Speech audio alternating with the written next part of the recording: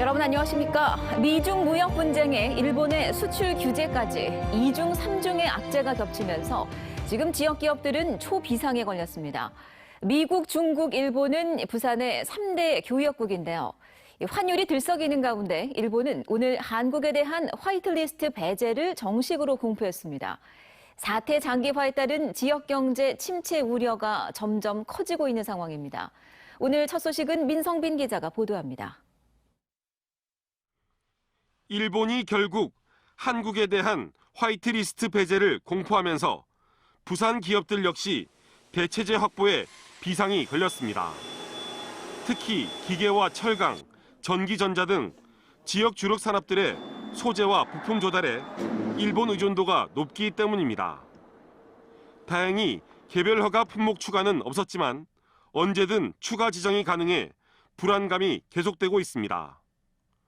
환율 전쟁으로 격화된 미국과 중국의 무역 분쟁도 부산 기업에는 악재입니다. 부산 제조업은 중국을 경유하는 가공 무역 비중이 높아 미국의 관세 인상과 환율 불안정에 따른 수출 부진이 우려됩니다. 중국이 한국산 부품을 들여와 중국에서 조립하는 완제품 수출을 주로 하고 있고 부산의 대중 수출 품목도 철강과 기계 부품 등 주로 중간재 자본재이기 때문에 장기적으로는 대중 수출이 감소할 것으로 전망됩니다. 부산의 3대 교육국인 미국, 중국, 일본과의 수출입이 줄어들면 무역업과 해운업도 큰 타격이 불가피합니다. 부산시는 지역 기업들이 다른 국가에서 소재 부품 대체재를 구할 수 있도록 긴급 지원책 마련에 나섰습니다. 무역 사절단을 파견하는 등 수입처 다변화 정책을 위해 예산을 적극 지원해 나갈 계획입니다. 그리고 R&D 개발에 필요한 기업들의 수요를 파악해서 이 기업들이 필요한 기술들을 개발할 수 있는 부분에까지 저희들이 예산 지원들을 해 나갈 계획입니다. 부산 상공회의소도 모니터링을 강화하며 지역 경제계에 미칠 영향을 면밀히 살피고 있습니다. 하지만 사태가 장기화될 경우 수출 의존도가 높고 규모가 영세한 부산의 많은 기업들이 위기 상황에 내몰릴 것으로 우려되고 있습니다.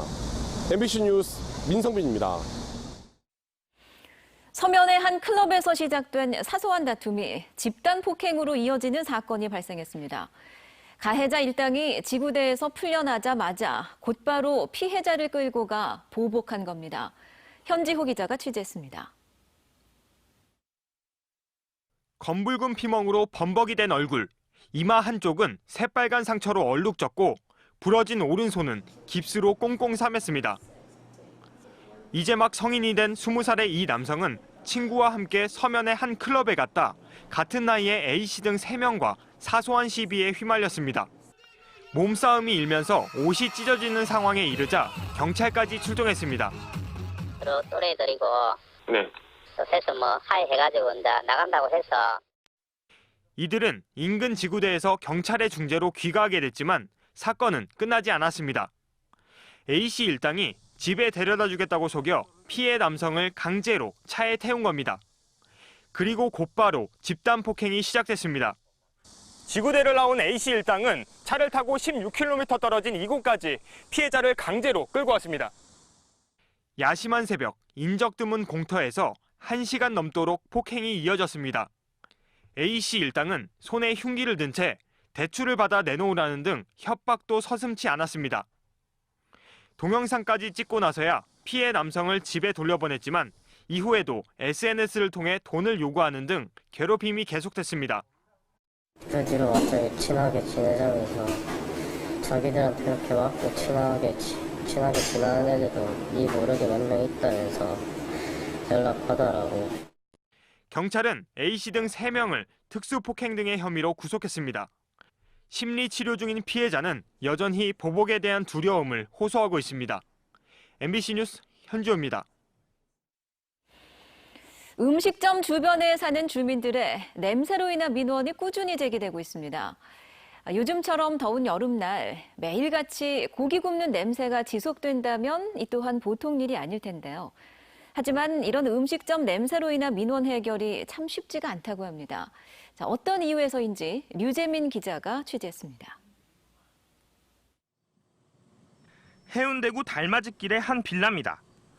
30도가 넘는 폭염에도 이곳 주민들은 창문을 열지 못하고 빨래를 한 뒤에도 방 안에서 말릴 수밖에 없습니다.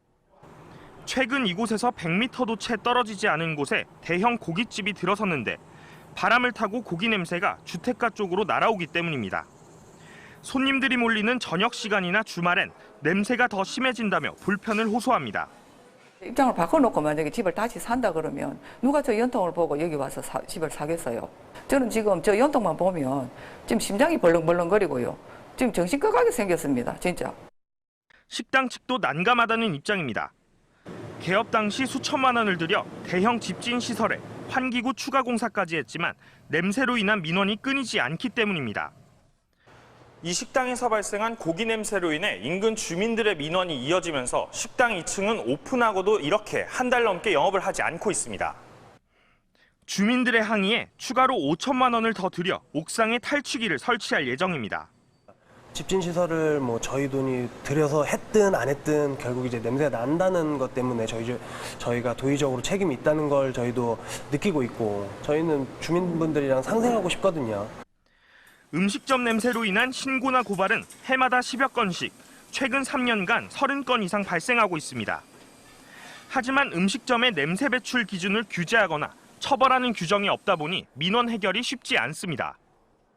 식품위생법이 세부일정이 없이 이게 민사로 할 수밖에 없는데 현장에 나가가지고 행정 지도는 하는데 강제 조항이 없다 보니까 게다가 부산은 서울 등 다른 8개 지자체와 달리 생활악취 방지 시설 설치를 지원하는 조례도 없는 상황. 생활 민원을 해결할 행정과 제도가 실종되면서 주민과 업주 모두 큰 불편을 겪고 있습니다. MBC 뉴스 류잼리입니다. 민선 7기 부산시가 건축주택국장 임명을 놓고 전례에 없는 개방형 직위 공모를 진행하고 있습니다. 기존 공무원들에 대한 불신이 얼마나 큰지 단적으로 보여주는 대목인데요. 근데 공무원 조직에서는 민간업자가 건축 인허가를 맡게 되면 부작용이 속출할 것이라는 우려를 제기하고 있습니다. 이만은 기자가 보도합니다. 지난달 부산시는 조직 개편을 실시해 기존의 도시균형재생국에서 건축주택국을 분리했습니다. 건축주택국장 자리는 한 달째 개방형 직위 공모 중. 각종 인허가권을 갖고 있어서 부산시 주요 간부들 중에서도 핵심으로 불리는 자리인데 개방형 직위 공모는 이번이 처음입니다. 개발 논리 위주의 기존 공무원들을 배제하겠다는 의도가 담겨 있다는 분석입니다. 오 시장은 지난 3월 민간 외부 인사들을 도시건축 정책 고문과 총괄 건축가로 임명하면서 대대적인 변화를 예고했었습니다. 부산의 도시 정책이나 부산의 도시의 건축에 관한 방향을 잡는 것이 대단히 중요한 하고 그 시점에 와 있어서 이 대목에서 제 역할이 뭘 할 수 있을까를 저도 심각하게 고민하겠습니다. 저를 고문으로. 공무원 조직은 술렁이고 있습니다. 유명 건축가들을 정책 고문과 총괄 건축가로 위촉했지만 이 같은 민간 건축사 사무소 대표들을 도시계획과 건축 정책의 전문가로 볼 수는 없다는 겁니다. 여기에다 주택건축국장까지 민간 외부 인사가 맡는다면 행정에 대한 이해도가 떨어져 정책이 제대로 수행될지 우려하고 있습니다. 건축의 공공성을 강화하겠다며 사상 초유의 건축주택국장 개방형 직위 공모에 나선 민선 7기 부산시. 내부로부터의 자발적 쇄신이 아닌 외부 수혈을 통한 강제 처방이 견고한 공무원 조직의 새바람을 일으킬지 아니면 내부 갈등과 정책의 혼선만 불러올지 기대와 우려가 교차하고 있습니다. MBC 뉴스 이만흥입니다. 정의당 심상정 대표가 오늘 부산을 찾아 일본 영사관 소녀상 앞에서 아베 규탄 정당 연설회를 가졌습니다. 심 대표는 이 자리에서 한일 군사정보보호협정 파기와 대외의존적인 경제구조 개혁 등을 통해서 한일 관계를 새롭게 정립하고 새로운 대한민국의 100년을 열어야 한다고 호소했습니다. 이어 심 대표는 사상구 부산 벤처타워에서 부산 지역 소기업 임직원들과 간담회를 갖고 일본의 경제 도발과 관련한 위기 극복 방안을 모색하는 자리를 가졌습니다. 국립공원 지정이 추진되고 있는 금정산에 환경부가 현장 조사를 진행했습니다.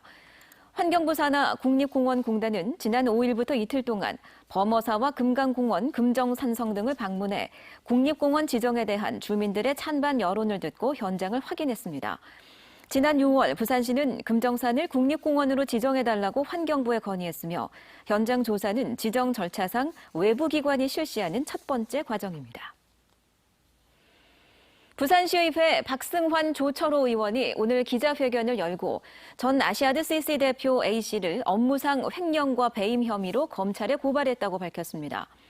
이들은 A씨가 아시아드 CC 대표로 재임 중에 법인카드 사용 내역을 허위로 기재하는 수법으로 2,700만 원을 유용하고 본인과 지인들이 이용요금을 내지 않고 골프를 쳐 아시아드 CC에 3,900만 원의 손해를 입혔다고 주장했습니다.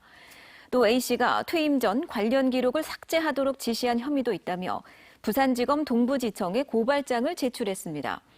A씨는 서병수 전 시장의 선거 캠프 출신으로 2015년 1월부터 지난해 말까지 아시아드 CC 대표이사를 지냈습니다. 부산 앞바다에서 맹독성 문어가 잇따라 발견돼 피서객들의 주의가 요구됩니다. 국립수산과학원은 지난 6월과 이달 초 부산 기장군 앞바다에서 15살 박모군이 뜰채로 잡아 신고한 문어 2마리가 맹독성 파란선 문어로 확인됐다고 밝혔습니다. 파란선 문어는 10cm 안팎의 작은 크기로 주로 아열대 해역에서 서식하고 있으며 복어 도구로 알려진 테트로도톡신을 갖고 있어 위험한 문어입니다. 수산과학원은 부산 앞바다의 온난화 현상으로 맹독성 문어가 출현한 것으로 보고 바다 생태 연구를 검토하고 있습니다.